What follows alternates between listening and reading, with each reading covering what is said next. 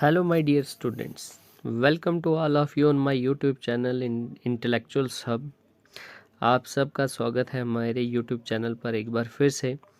जैसा कि हमने आपको बताया था कि इस बार हम एक न्यू सीरीज़ लेकर आए हैं जो BA BSc students semester first के लिए है, जिसमें उनके लिए जो वैल्यू एडिड कोर्स है अंडरस्टैंडिंग इंडिया उसको हमने स्टार्ट किया था।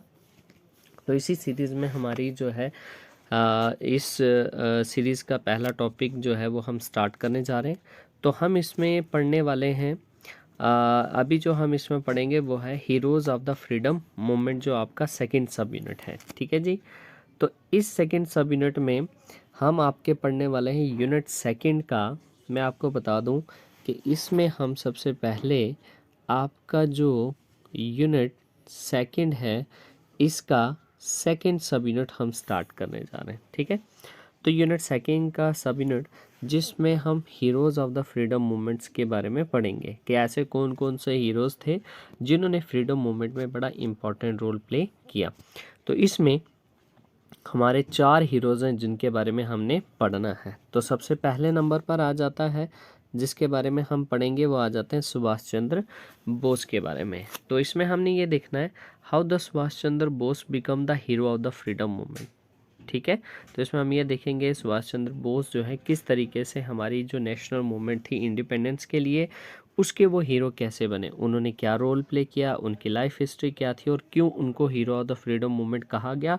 और इस कोर्स में आपके जो इनको इंक्लूड किया गया तो वो हम इनके बारे में क्यों पढ़ रहे हैं, इनका क्या इतना इम्पोर्टेंट रोल है जिसके बारे में हम पढ़ेंगे। तो सबसे पहले जिनके बारे में हम पढ़ने जा रहे हैं वो है सुभाष चंद्र बोस। बाकी कौन कौन से हीरोज़ हैं जिनके बारे में आप यहाँ पर पढ़ेंगे, तो आप यहाँ पर पढ़ेंगे भगत सिंह के बारे में। Bhagat Singh, how Bhagat Singh become the heroes of the freedom movement का किस तरीके से वो हीरो बने। चंद्रशेखर आज़ाद के बारे में हम पढ़ेंगे। बिरसा मुंडा के बारे में हम पढ़ेंगे और इसमें ये देखेंगे कि बिरसा मुंडा किस तरीके से हमारे हीरोज़ बने, फ्रीडम मूवमेंट के हीरो बने। ठीक है। तो लेट्स गेट स्टार्टेड। तो सबसे पहले जो हम इसमें स्टार्ट करने वाले हैं जिसके बारे में हम पढ़ने जा रहे हैं वो है आपके first hero of the freedom movement, जिनमें हम ये पढ़ेंगे किसके बारे में, सुभाष चंद्र बोस के बारे में। तो he was the first hero of the freedom movement that included in your syllabus. तो सुभाष चंद्र बोस के बारे में हम जब देखेंगे तो इसमें हम देखेंगे सबसे पहले हम इनकी जो है वो life history of Subhash Chandra Bose के बारे में हम पढ़ने वाले हैं। ठीक है। तो उनकी लाइफ हिस्ट्री क्या रहती है इसके बारे में सबसे पहले हम थोड़ा सा डिस्कस करेंगे। ठीक है। तो क्या इनकी लाइफ हिस्ट्री रही और ये किस तरीके से हीरो बनते हैं नेशनल मूवमेंट के। ठीक है। तो इसमें हम ये देखते हैं सुभाष चंद्र बोस का जो जन्म है 23 जनवरी 1897 में होता है और इनकी डेथ जो है 18 अगस्त 1945 में होती है। ठीक है। तो कहाँ हुई, कैसे हुई, ये सारी सी चीज़ें हम इसमें देखने वाले हैं। ठीक है जी। तो सुभाष चंद्र बोस की अगर हम बात करें तो he was born into wealthy and privilege large Bengali family in Orissa during the British Raj. तो सुभाष चंद्र बोस की अगर हम बात करें तो इनका जन्म जो है बंगाल की एक बड़े ही अमीर और एक ही बड़े अच्छे परिवार में इनका जन्म होता है। और जब इनका जन्म हुआ 23 जन 1897 में, उस टाइम में इंडिया में क्या था, ब्रिटिश रूल चल रहा था और इनका जन्म उड़ीसा में होता है। और उस टाइम में वो किसके कंट्रोल में था, ब्रिटिश इंडिया के कंट्रोल में था। ठीक है जी।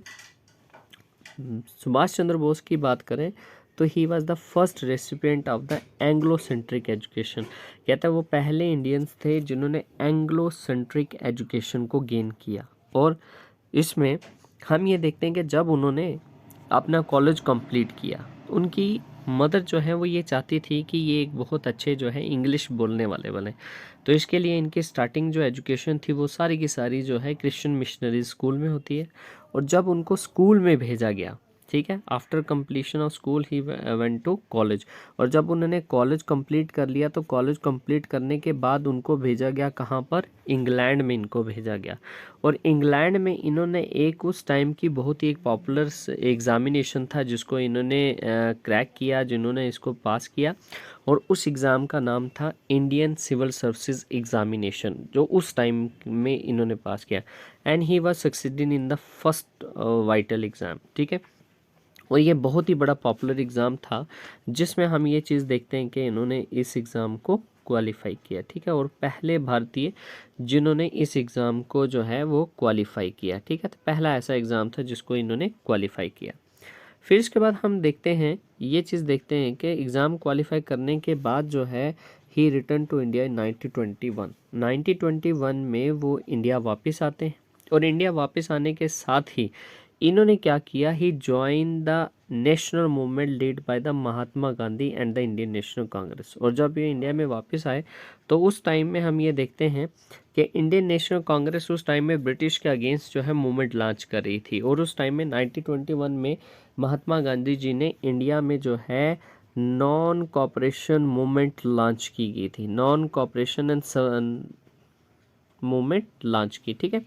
और ये नॉन कॉपरेशन मूवमेंट थी इसलिए लॉन्च की गई कि 1919 में आप देखते हो यहाँ पर जलियांवाला बाग जो है वो इंसिडेंट होता है, ठीक है जी।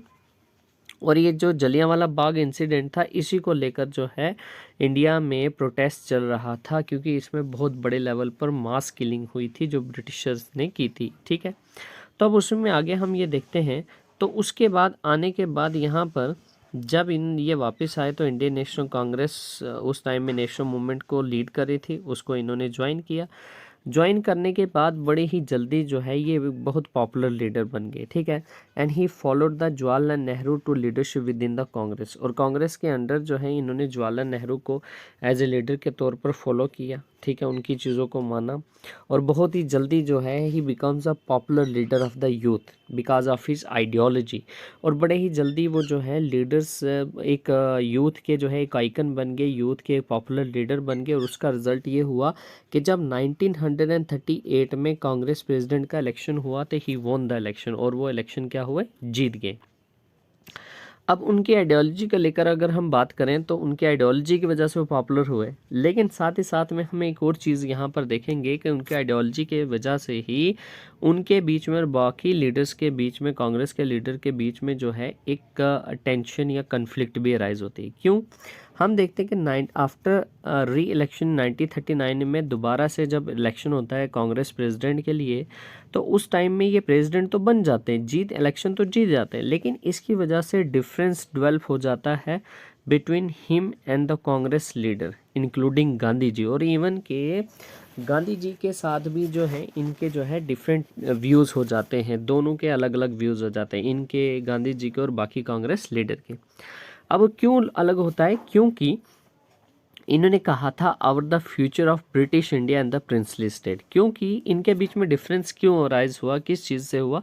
तो उसकी सबसे बड़ी वजह ये थी कि ये इंडिया के फ्यूचर को लेकर और प्रिंसली स्टेट्स के फ्यूचर को लेकर ये बात कर रहे थे। अब उसमें क्या हुआ, because of this important issues discomfort has grown among the Congress leader और the Subhash negotiable attitude to non violence and his plans for greater power for himself. तो इसमें सबसे बड़ी बात जो आ जाती है वो हम ये देखते हैं कि ये जो सुभाष चंद्र बोस थे, ये कांग्रेस को क्रिटिसाइज़ करते थे उसके एटीट्यूड के लिए, नॉन वायलेंस के, और ये चाहते थे कि ज़्यादा से ज़्यादा हमें पावर मिले और पावर के थ्रू ही हम जो है इंडिपेंडेंस गेन कर सकते हैं। लेकिन उसकी वजह से हम ये देखते हैं कि because of the supporter of violence, ये वायलेंस को सपोर्ट करते थे, और जिसकी वजह से कांग्रेस जो स्टार्टिंग से ही जो है पीस की आइडियोलॉजी को फॉलो करती थी, उसकी वजह से इनके बीच में डिफरेंस ग्रो करता है, डेवलप्ड होता है।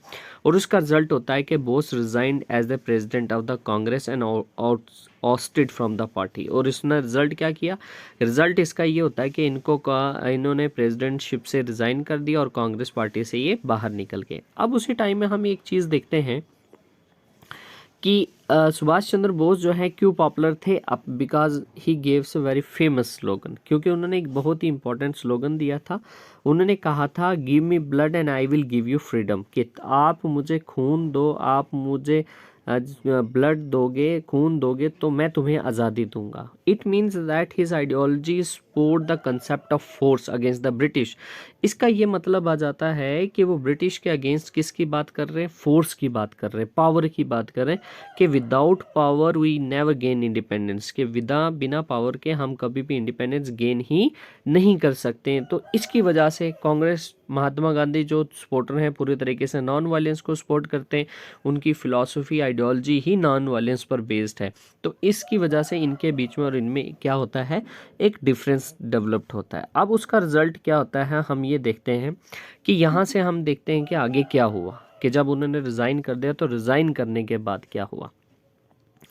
तो हम यहाँ पर देखते हैं कि after resign from as a president of the Congress का प्रेसिडेंट रिज़ाइन करने के बाद, तो उसमें हम ये चीज़ देखेंगे कि सुभाष चंद्र बोस ने कहा कि अब मुझे जो है फॉरेन हेल्प चाहिए। ठीक है, अगर मैं इंडिपेंडेंस चाहता हूँ तो उसके लिए मुझे फॉरेन से हेल्प लेनी पड़ेगी। तो उसका रिज़ल्ट होता है कि इन 1941, तो उसमें हम ये देखते हैं कि 1941 में आप ये चीज़ देखोगे कि 1941 में Subhash Chandra Bose arrived in Nazi Germany. तो रिजल्ट हुआ 1941 में ये जर्मनी पहुंचते हैं। अब जहां पर जर्मनी के लीडर से ये रिक्वेस्ट करते हैं, इवन द हिटलर को इन्होंने रिक्वेस्ट की, where leadership offer the unexpected but equivocal sympathy for the Indian independence. तो इन्होंने वहाँ से हेल्प मांगी क्योंकि इनको अपने देश में तो कोई सपोर्ट कर नहीं रहा था। तो उसका रिजल्ट हुआ, इन्होंने कहा कि मैं कहाँ जाऊँगा, फॉरेन में जाऊँगा और वहाँ से अब्रॉड में जाकर हेल्प गेन करूँगा। ठीक है, अब 1941 का वो टाइम पीरियड आता है जिसको हमें समझना बहुत ही ज़रूरी हो जाता है। यहाँ पर हम ये चीज़ चाहते हैं कि 1941 में वर्ल्ड लेवल पर क्या हो रहा था। आप अगर वर्ल्ड लेवल की बात करोगे, ठीक है, तो वर्ल्ड लेवल पर उस टाइम में क्या हो रहा था, सेकेंड वर्ल्ड वार चल रही थी। वर्ल्ड वार सेकेंड जो थी वो चल रही थी।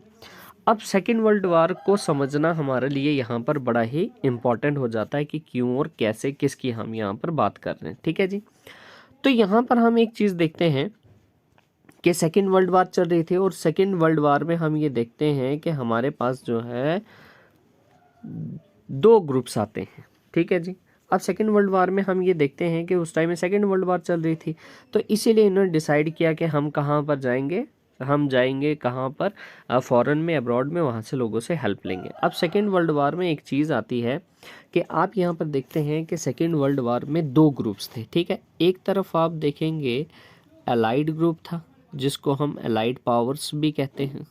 ठीक है जी, और दूसरी ही तरफ अगर आप बात करोगे, एक तरफ आ जाता है कौन, आपकी अलाइड पावर्स आ जाते हैं, और इसके ऑपोजिशन में कौन लड़ा था, एक्सिस पावर। ठीक है जी, अब जब भी बात आती है अलाइड पावर की, तो उसमें ये बात याद रखना कि सबसे पहले आपने याद रखना है कि इंग्लैंड जो था वो इसका मेंबर था। इंग्लैंड हो गया, यूएसए हो गया, ठीक है, यूएसएसआर हो गया, ठीक है, और इसी में आप देखो फ्रांस की अगर हम बात करें तो फ्रांस भी क्या था, इसका मेंबर था। ठीक है, दूसरी तरफ एक्सिस की बात करते हो तो यहाँ पर ये चीज़ देखोगे कि एक्सिस में सेकेंड वर्ल्ड वार में सबसे मेन ग्रुप कौन आ जाते हैं, इसमें आप देखोगे जापान आ जाता है, जर्मनी आ जाता है, प्लस इटली आ जाता है। ठीक है, ये दो ग्रुप्स थे जो आपस में उस टाइम में लड़ रहे थे।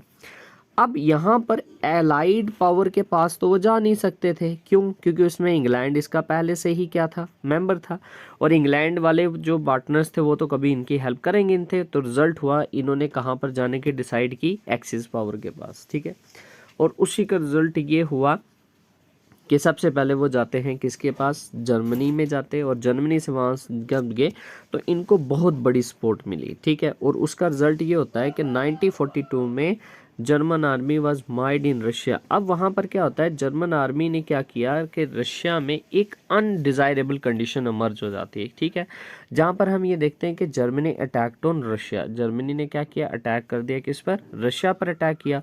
तो वो अब जर्मनी जो था, जर्मनी ने अटैक कर दिया किस पर, जर्मनी अटैक्ड ऑन रशिया।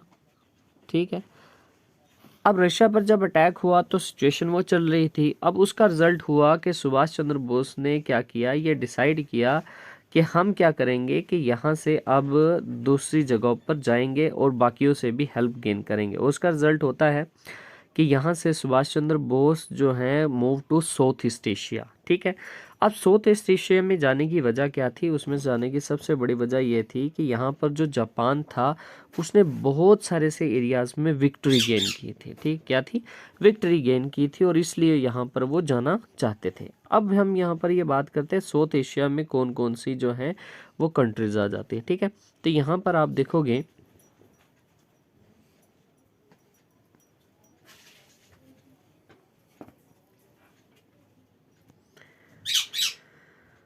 तो यहाँ पर हम ये एक चीज़ देखते हैं कि साउथ एशिया की जब भी हम बात करते हैं तो साउथ एशिया में कौन कौन सी कंट्रीज थी जहाँ पर जापान ने विक्ट्री गेन की थी।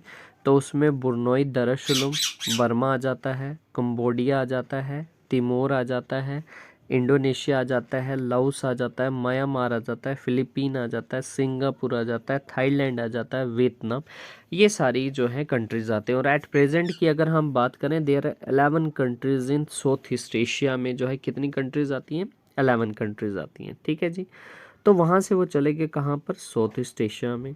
और साउथ ईस्ट एशिया में जाने की वजह थी कि जापान ने बहुत सारे से वहाँ पर एरियाज़ में क्या किया था, विक्ट्री गेन की थी। किसने, जापान ने। ठीक है जी, फिर वहाँ से हम ये देखते हैं जापान में गए और वहाँ पर बहुत सारे से एरियाज़ में उन्होंने जाकर हेल्प मांगी, तो बहुत सारे एरियाज़ ने उनको सपोर्ट करने की बात की। अब उसी टाइम में ये होता है कि हम देखते हैं वर्ल्ड में सिचुएशन ख़राब हो गई, सेकेंड वर्ल्ड वार चल रही थी, तो उसी टाइम में Adolf Hitler also meet with the Bose in 1942। तो सुभाष चंद्र बोस के बाद साथ हिटलर की भी मीटिंग होती है, और पहली ये बात है कि पहली बार था कि किसी इंडियन लीडर्स के साथ जो है इतना बड़ा, जो उस टाइम का इतना बड़ा जो एक डिक्टेटर था, एक बहुत बड़ा पॉपुलर लीडर था, उसने मीटिंग की। और उसके बाद and he offered the submarine to help him, और उन्होंने क्या किया, सबमरीन को ऑफर किया कि हम आपको क्या करेंगे, मदद करेंगे, और इससे थ्रू जो है आप दूसरी जगह पर, कहीं पर दूसरी जगह जाना चाहो तो आप जा सकते हो। तो उसी के बाद हम ये देखते हैं, और उसके बाद during this time the Subhash Chandra Bose became father, और उसी टाइम में सुभाष चंद्र बोस जिनकी जो है वाइफ जो प्रेग्नेंट थी उस टाइम में, एक बेबी गर्ल को जो है जन्म देती है। ठीक है, अब यहाँ पर हम एक चीज़ देखते हैं कि एक्सिस पावर की अगर हम बात करें तो identifying strongly with the axis power के साथ बहुत जो है स्ट्रॉन्ग रिश्ते इनके डेवलप्ड हो गए, और उसकी वजह से क्या हुआ कि जो सबमरीन इन्होंने अरेंज कराई, submarine Bose board in German submarine and transfer to the Japanese submarine. ठीक है, और वहाँ से हम ये देखते हैं कि बोस को जो है एक सबमरीन दी गई, उस सबमरीन में वो बैठे, और वहाँ से बैठने के बाद पहले वो कहाँ पर जर्मनी में थे, जर्मनी से वो गए कहाँ पर, मेडागास्कर में, मेडागास्कर से ट्रांसफ़र होकर जर्मन सबमरीन से वो कहाँ पर पहुँचते हैं, जापानीज़ में पहुँचते, और जापान में पहुँचने के बाद जो सुमित्रा था, सुमित्रा जो है 1943 में ये यहाँ पर पहुँचते हैं। ठीक है, जब ये यहाँ पर पहुँचे तो उसके बाद क्या होता है कि विद द जापानीज स्पोर्ट, और अब हम ये देखते हैं जापान की स्पोर्ट की वजह से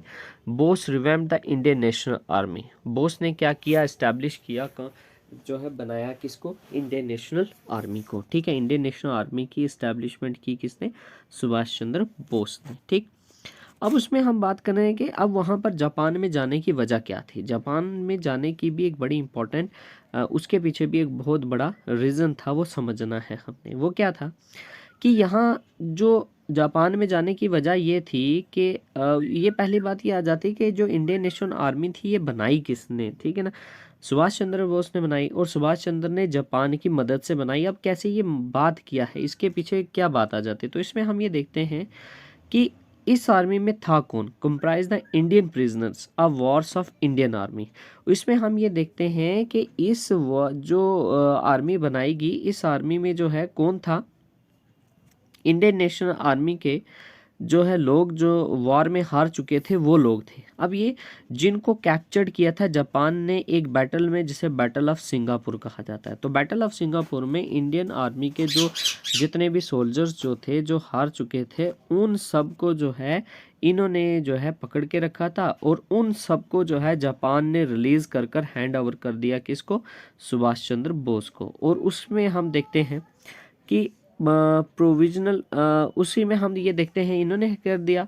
फिर उसी टाइम में इन्होंने एक एक्ट पास किया जो प्रोविजन था गवर्नमेंट ऑफ फ्री इंडिया का, तो उसमें हम ये देखते हैं declare the Japanese occupied Andaman and Nicobar was normally presided by the Bose. और उसी टाइम में इंडिया में हम ये देख रहे हैं गवर्नमेंट ऑफ इंडिया यानी ब्रिटिशर्स थे, तो उन्होंने क्या किया कि ये डिक्लेयर कर दिया कि जापानीज ने जो अंडमान निकोबार को ऑक्युपाइड किया था, अब उसको नॉर्मली प्रिजाइड कौन करेगा, उस एरिया पर कंट्रोल कौन करेगा, सुभाष चंद्र बोस करेंगे। ठीक है, अब यहाँ पर हम एक चीज देखते हैं,